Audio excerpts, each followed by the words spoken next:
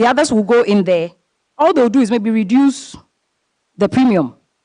And that's it. Same thing, different name. You don't have to go and outperform the competition. It's not important. You don't have to go and chase them and see what they're doing. You only have to go and serve your customers better. That's all. That's all. Okay? Okay, so I think we've come to the end of our presentation. I'm just going to go through some simple trends that we have seen this year. And they're pretty similar, I think, year in, year out. This year and last year, things are a bit similar. We have observed now that, of course, the general trend is that when people make more money, okay, the higher their income, the more sophisticated they become. And that's actually, I think that's actually very real. When people who have money, I'm not saying that everybody who makes a certain amount of money would walk into a place and behave a certain way, but when they know what they're bringing to you, sometimes they call the shots. So in your own estimation, you will call them difficult, but they're not difficult. If somebody pays a huge amount of money into your account, you see all the RMs in that bank. Hey, everybody. If this person coughs, hey, do you want water? This person moves, are you hot? Because if the person says, I'm taking the money away, that person is doomed, okay? So they become a bit more difficult. And then we've also realized that trust is the most important customer experience measure for all respondents. So we have to start looking at what trust means for our various sectors and our organizations as a whole. Then our survey has also revealed that as our income increases, we prefer excellent service, even if it costs more. That's why you go into certain places and people are happy to pay for premium services. I'll tell you something about DVLA's premium service. I'm not saying that because I'm not just trying to big you up. But when you go to their head office, right? Two or 3 years ago, I think I went there with my mom. And in my head, I was like, okay, should I call patients? And I said, no, Yvonne, go and try it out. Just go. Go and do what you have to do. So I walk in there. They take us to a place, one of the rooms. And the ladies were really nice. Oh, take a seat. Go there and tell them what you want. Take a seat. They'll bring you something. And a lady came and said, Madam, would you like some coffee or tea? So I was like, pardon? No, it was really strange. She said, oh no, would you like some coffee? You offer coffee and tea, am I lying? In that office, yeah. Would you like some coffee or tea? So I'm looking around. She says, no, if you want, we can bring you. I said, do we pay for it? That's no, we're bringing. I said, the ambience in that room was different from the DVLA that I knew. The DVLA that I knew before, there's like 4 blocks. You go to one block to take a form. You go to block B to fill the form. You go to block C just to look at somebody's face. And all they do is, sign. You go to block D for somebody else to look at the signature and to see if it's there. They give it back to you, go to block. But now, it's streamlined. You walk in there. You do not see what is happening in the engine room. All you see or all you know is that this is your provisional. Come back in 2 weeks and pick it. And 2 weeks, to be honest, I was telling my mom, they said 2 weeks. Well, let's try. 2 weeks. I went, renewed my license, and it was done. So it happens. It actually does happen, okay? It actually does happen.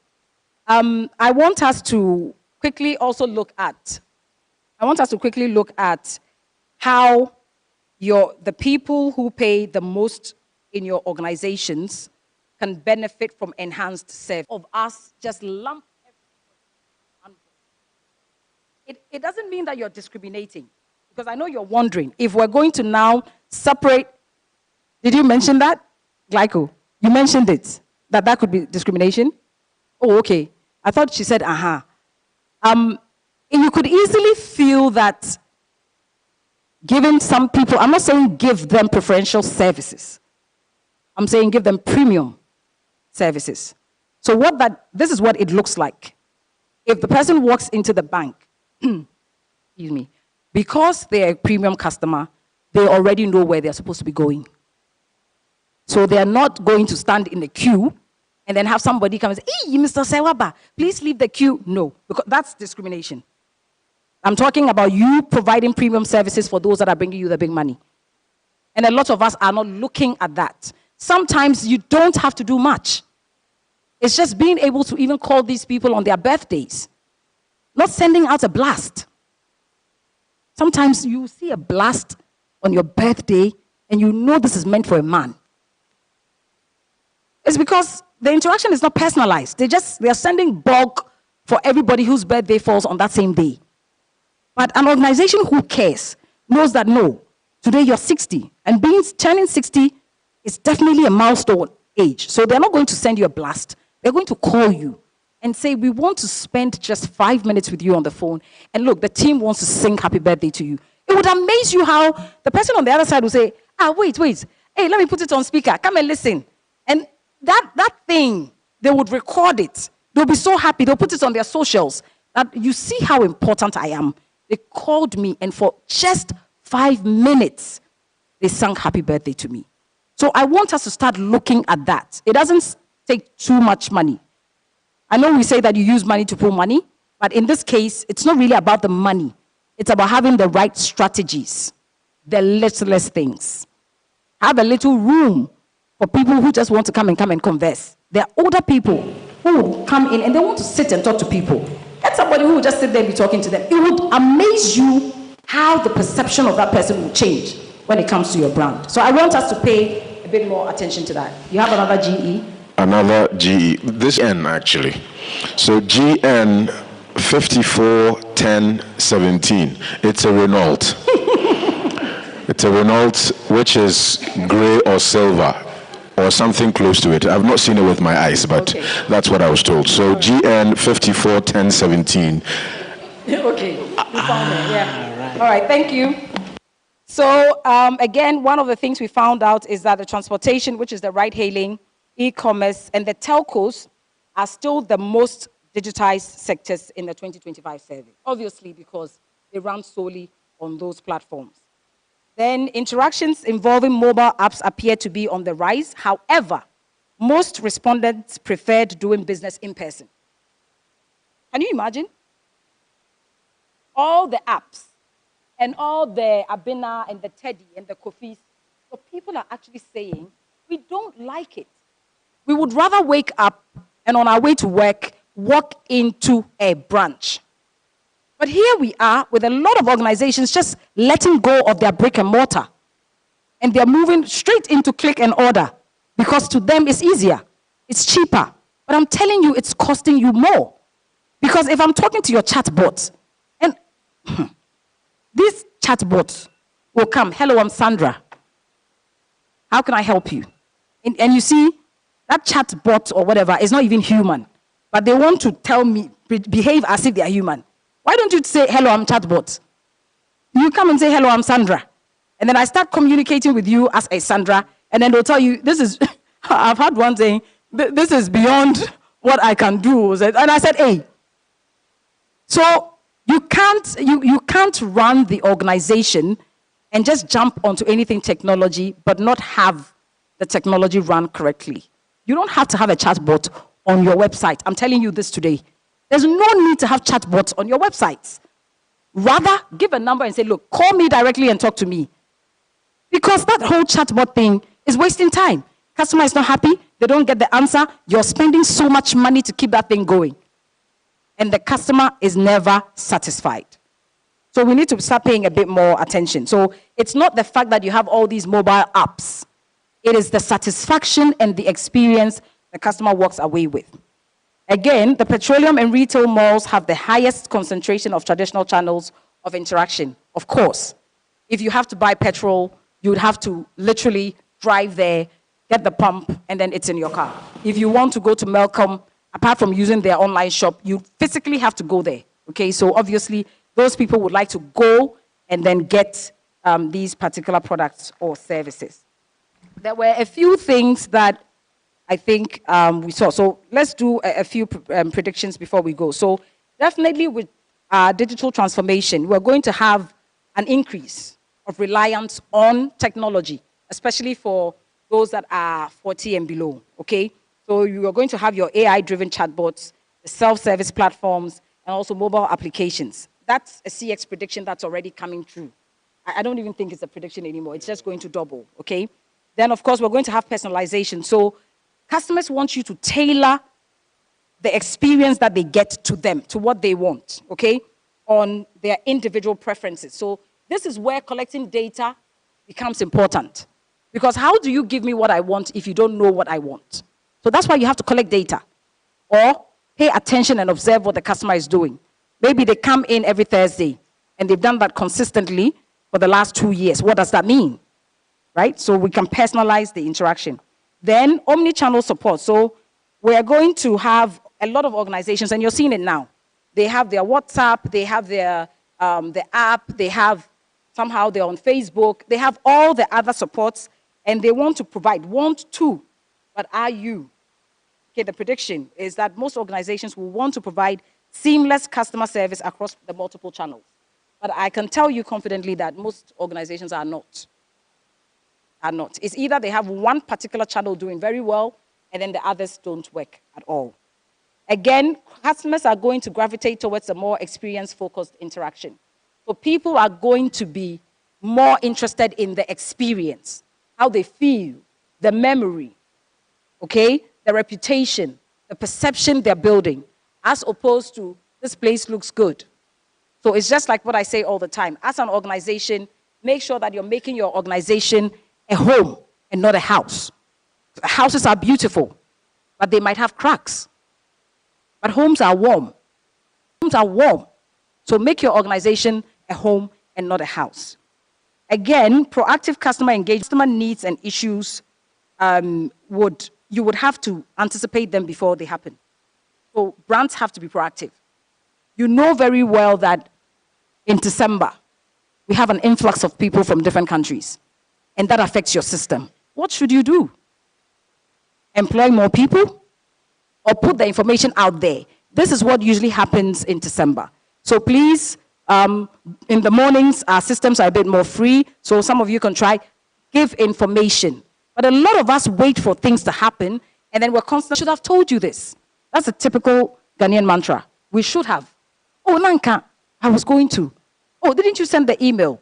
But we have to be proactive, especially the telcos, because you know, most of us, not us, most of you know, right? Because you're running systems, it tells you there's going to be a block. We'll have to put this thing off and work on it for a week. Let the customer know. Again, people will be very interested in corporate social responsibility. So now we are looking at what you're spending our monies on. It's our monies too, right? So if you're using your money to sponsor maybe influencers, people would have an issue with it, especially if it's not your own money. I would be asking, why are you doing that? Why are you not giving money to those that need it? Why are you not helping young entrepreneurs? Why are you not creating a seed fund for people who genuinely need it? People are now looking at the CSRs that their banks are performing. And just, on the side of, some type of advice, when you're doing your CSR, I know that for us, we like tangible stuff. So if you don't see at all, you see toilet roll. You see drinks. I'm not saying there's anything wrong with it, but we have to start understanding that in order to sustain something, okay, look more at the transformational side. If as a bank, you're able to support 20 top entrepreneurs, do you know what that means? Instead of maybe carrying so many things in a truck to 1,000 people, they drink it, it's done. They don't remember you the next day. But if you're able to pay for me to start an investment that I've always wanted, I'll never forget you. I'm not going anywhere. So your CSR should be a bit more transformational. Sorry. Should be a bit more transformational, okay? So think a bit deeper into that. So my recommendation is for us to start looking at quality. What type of service are you giving? Who's leading you? And if you're a leader, do you understand what it means to be customer-centric? Do you know what it means to have an organization that understands customer service? I'm not talking about always pushing your subordinates to go and train. You people go. My recommendation for a long while has been everybody from top to bottom needs to be trained. Because a lot of the people at the top do not know much about what they need to do to lead a customer-centric team. So one of the things that we did last year, I don't know if you saw it when you were playing the videos earlier on. I ran the CX Leadership Masterclass last year in October. 2 days of just being in a room with people in, supervisory, management, and leadership positions. And the idea was, who do you have to be to lead that team properly? We shared strategies.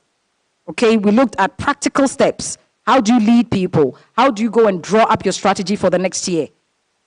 What do you do when your team isn't doing well? And we spent 3 days and we did that. So hopefully, if any of you is interested, you can get in touch. It's only in October for Customer Service Week. That's what we do. You pay for it. We take care of everything for the 3 days. And you walk away with a bit more knowledge than maybe you came in. Okay, so we're looking at quality first from the top. We also want you to use the inside-out approach. If you don't care about your employees, they will not care about your customers. So if you overwork people, if you're supposed to have 10 people, but you have 2, you're supposed to have 10 people, but you have 4, they might try their best, but I can tell you they'll do it with a frown on their faces. So make sure that your internal customers are okay. You're giving them enough rest, the holidays that they need. You're supporting them. They come and share secrets with you as HR, let it stay with you. Don't let that person come outside and everybody's looking at them like, hey, my guy. Because people know something they shared with someone else that they shouldn't know. Okay, so let's support them genuinely. And then you have to do your surveys and make sure that you understand the customers well. The next thing I think is for all of us, and it's having the service mindset. It's our responsibility. We lack the service mindset. We lack it. We don't have it. Larger number of Ghanaian workers will tell you customers are annoying. Customers think they're special. Customers think they're always right. Yes, they are. It's an ideology you might not agree with, but you have to accept it because it allows you to treat the customer the right way, even when they're wrong. It's a good ideology to hold on to. It's a good ideology to hold on to. So I want us to start changing our mindset, do some introspection. And when you go back to work, start looking at the people that are working for you. If somebody is not fit for that particular role, please pick them out and put them where. I'm not saying go and abuse anybody. I'm not saying go and make somebody feel that they're not good enough. There are a lot of people with potential, but they don't get the right support or resources. I'm not talking about that type of situation. I'm talking about the situation where you've given the help, you've given the support, and the person still doesn't want to do the right thing. Why is the person still there? And if as a manager you're still complaining, the problem is not them, the problem is you. Feel free. Or if you want me to help you, I can come and help you. You know, when an external person is doing it, they don't feel too bad. Yeah, you do it and then the person is not even sure what you've just done. They walk out and like, have I been sacked? Because you do it so gracefully and so nicely, okay? So, ladies and gentlemen, I'm going to end my presentation here.